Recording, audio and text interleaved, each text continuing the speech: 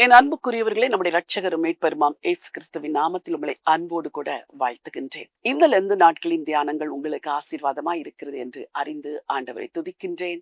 ஆசீர்வதிக்கப்படுகிற நீங்கள் இந்த செய்தியை பிறரோடும் கூட பகிர்ந்து கொள்ளுங்கள். ஆதியாகம புத்தகத்திலே ஆண்டவர் இயேசுடைய சிலுவை மரணம் எப்படி தீர்க்க தரிசனமாய் சொல்லப்பட்டது என்று நாம் தியானித்தோம். இதே போல இன்னொரு புத்தகத்திலும் இந்த இரட்சகர் இயேசுவின் சிலுவை மரணத்தை குறித்து நாம் வாசிக்கிறோம். யாத்திராகமத்தின் புத்தகம் 12ஆம் அதிகாரம். இந்த அதிகாரத்திலே பஸ்கா ஆட்டுக்குட்டியை குறித்து தேவன் கட்டளை கொடுக்கிறார். அந்த ஆட்டுக்குட்டி எப்படி இருக்க வேண்டும், அதை எப்படி தெரிந்து கொள்ள வேண்டும், அதை எப்படி அடிக்க வேண்டும், அதன் இரத்தத்தை எப்படி பூச வேண்டும் என்றெல்லாம் பல செய்திகள் உள்ளே சொல்லப்பட்டிருக்கிறது. அதில் மிக முக்கியமான ஒரு செய்தி யாத்திராகமத்தின் புத்தகம் 12ஆம் அதிகாரம் 12வது வசனம். அந்த ராத்திரியிலே நான் எகிப்து தேசம் எங்கும் கடந்து போய் எகிப்து தேசத்தில் உள்ள மனிதர் முதல் மிருக ஜீவன்கள் மட்டும் முதற்பேராய் இருக்கிறவைகளை எல்லாம் அதம் பண்ணி எகிப்து தேவர்களின் மேல் நீதியை செலுத்துவேன். நானே கர்த்தர். நீங்கள் இருக்கும் வீடுகளில் அந்த இரத்தம் உங்களுக்கு அடையாளமாக இருக்கும். அந்த இரத்தத்தை நான் கண்டு உங்களை கடந்து போவேன். நான் எகிப்து தேசத்தை அழிக்கும் போது அழிக்கும் வாதை உங்களுக்குள்ளே வராதிருக்கும். அற்புதமான ஒரு செய்தி இங்கே சொல்லப்பட்டிருக்கிறது. ஒரு குடும்பத்தின் தலைவர் ஆட்டுக்குட்டியை தெரிந்து கொள்ள வேண்டும். எப்படிப்பட்ட ஆட்டுக்குட்டியை தெரிந்து கொள்ள வேண்டும் என்று இங்கு வசனம் சொல்கிறது. பஸ்கா நமக்கு கற்றுத்தருகிற பாடம், ஒரு குடும்ப தலைவன் தான் அந்த குடும்பத்தின் ரட்சிப்புக்கு முதல் காரணமா இருக்கிறார் என்று. என் வார்த்தையை கேட்டுக்கொண்டிருக்கிற அன்பு சகோதரர்களே, வசனம் 3 அருமையாய் படிக்கிறோம். குடும்ப தலைவர்கள் ஆட்டுக்குட்டியை தெரிந்து கொள்ள வேண்டும் என்று. 2வதாக 4ஆம் வசனம் சொல்கிறது, குடும்பத்தில் உள்ளவர்களுடைய லக்கத்துக்கு தக்கதாய் ஆட்டுக்குட்டியை தெரிந்து கொள்ள வேண்டும். 3வதாக குடும்பத்தில் உள்ள யாவரும் அதை புசிக்க வேண்டும். அப்படி என்றால் ஆண்டவர் இயேசு தன் ஜனத்துக்காய் செய்த ரட்சிப்பை உங்கள் முழு குடும்பத்தாரும் அனுபவிக்க வேண்டும் என்பதே தேவனுடைய சித்தம். ஒருவேளை இன்றைக்கு உங்கள் குடும்பத்தில் உள்ள எல்லாரும் ரட்சிக்கப்படாதவர்களாய் இருக்கலாம். அவர்கள் ஆண்டவரை விட்டு தூரமாய் இருக்கலாம். அவர்களுக்கு எத்தனை முறை சொன்னாலும் கிறிஸ்துவை ஏற்றுக்கொள்ளாத ஒரு நபராய் இருக்கலாம். ஆனால் குடும்ப தலைவராயிருக்கிற நீங்கள் பொறுப்பை எடுத்து அவர்கள் எல்லாரையும் அழைக்க வேண்டும். இங்கே வசனம் அப்படித்தான் சொல்கிறது, எல்லாரையும் அழைத்து அந்த பஸ்கா பண்டிகையை ஆசரிக்க வேண்டும் என்று. அந்த ஆட்டுக்குட்டியின் ரத்தத்தை கண்டு நான் கடந்து போவேன்.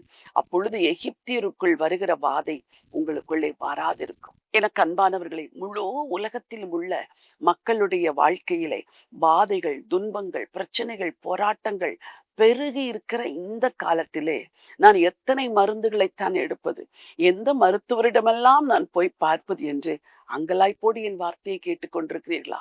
ஐயோ, என் குடும்பத்திற்குள் சத்துருவானவன் புகுந்து எவ்வளோ பிரச்சனைகளை செய்கிறான், எப்படி விடுபட என்று வழியே தெரியவில்லை என்று சொல்கிறீர்களா? இன்றைக்கு 13ஆம் வசனம் சொல்கிறது, அந்த இரத்தத்தை நான் கண்டு உங்களை கடந்து போவேன். ஆண்டவர் இயேசு கிறிஸ்துவுடைய இரத்தத்தின் மேல் நீங்கள் விசுவாசம் உள்ளவர்களாய் இருப்பீர்கள் என்றால் உங்கள் வியாதிகள் எல்லாம் உங்களை விட்டு அகன்று போய்விடும். உங்கள் குடும்பத்தில் இருக்கிற சத்துருடைய கிரியைகள் எல்லாம் உங்கள் வீடுகளை விட்டு அகன்று போய்விடும். இங்கே ஆண்டவர் அதைத்தான் பஸ்கா பண்டிகையாக ஆசரிக்க சொன்னார். இரத்தத்தை எடுத்தார்கள், வீட்டின் வாசல்களிலும் நிலைக்கால்களிலும் பூசினார்கள், விசுவாசத்தோடு பூசினார்கள். இரவிலை நித்திரை செய்தார்கள். காலையில் எழுந்து பார்க்கும் பொழுது வீட்டில் உள்ளோர் அத்தனை பேரும் பத்திரமாய் இருந்ததை கண்டு ஆண்டவரை துதித்து அகமகிழ்ந்தார்கள். இன்றைக்கும் அதுதான். ஆண்டவர் இயேசு சிலுவையில் சிந்தின ரத்தம் உங்களுக்காக, அவர் சிலுவையிலே உயிரை கொடுத்தது உங்களுக்காக, அந்த பஸ்கா ஆட்டுக்குட்டியாகிய கிறிஸ்து பலியிடப்பட்டது உங்களுக்காக. நீங்கள் அந்த இரத்தத்தின் புண்ணியத்தை விசுவாசிக்கும் பொழுது வியாதியிலிருந்து விடுதலை, சத்துருவின் திட்டங்களிலிருந்து விடுதலை, சத்துருவின் போராட்டங்களிலிருந்து விடுதலை, ஒரு பெரிய மீட்பை ஆண்டவர் உங்களுக்கு தருவார். வியாதியோடு இருக்கிறீர்களா? மனதில் குழப்பத்தோடு இருக்கிறீர்களா? மனதில் போராட்டத்தோடு இருக்கிறீர்களா? இருதயத்தில் பாரத்தோடு இருக்கிறீர்களா? எனக்காக ஒரு இயேசு பலியிடப்பட்டிருக்கிறார். பஸ்கா பலியாய் தன்னையே கொடுத்திருக்கிறார். அவருடைய ரத்தத்தை நான் விசுவாசிப்பேன். பிசாசின் கிரியைகள் மேல் ஜெயத்தை எடுப்பேன் என்று சொல்லுங்கள். நிச்சயமாகவே உங்களுக்கு ஆண்டவர் ஜெயத்தையும் விடுதலையும் தருவார். உங்களுக்காய் ஜெபிக்க விரும்புகிறேன். பரலோகத்தின் தேவனே, உம்முடைய ஜீவனுள்ள வார்த்தைகளுக்காக உமக்கு நாங்கள் நன்றி செலுத்துகிற ஐயா. அந்த பஸ்கா ஆட்டுக்குட்டியின் ரத்தத்தை கண்டு நீர் கடந்து செல்லுவேன் என்று சொன்னீர்.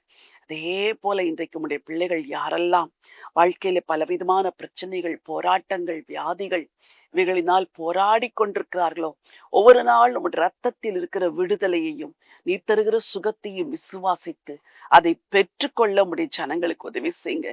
ஆட்டுக்குட்டியின் ரத்தத்தினாலும் சாட்சியின் வசனத்தினாலும் அவனை ஜெயித்தார்கள் என்று சொன்ன வார்த்தையின்படி பிசாசை ஜெயிக்க உம்முடைய ஜனங்களுக்கு உதவி செய்யுங்க. ரட்சகர் இயேசுவின் நாமத்தில் பிதாவே, ஆமென், ஆமென். பிரியமானவர்களே, அந்த ரத்தத்தை கண்டு கடந்து போவேன் என்று எழுதியிருக்கிற வார்த்தையின்படி விசுவாசத்தோடு ஆண்டவர் இயேசு கிறிஸ்துடைய ரத்தத்தை உங்கள் வீடுகளின் வாசல்களின் நிலைக்கால்களிலும் பூசுங்கள். பிள்ளைகளின் மேல் விசுவாசத்தோடு அந்த ரத்தத்தை தெளியுங்கள். சங்கார தூதன் உங்கள் வீட்டை விட்டு கடந்து போவான். வாதை உங்கள் கூடாரத்தை அணுகாதிருக்கும். இந்த நம்பிக்கையோடு இந்த நாளை துவங்குங்கள். இந்த நாள் ஒரு வெற்றியின் நாள். God bless you.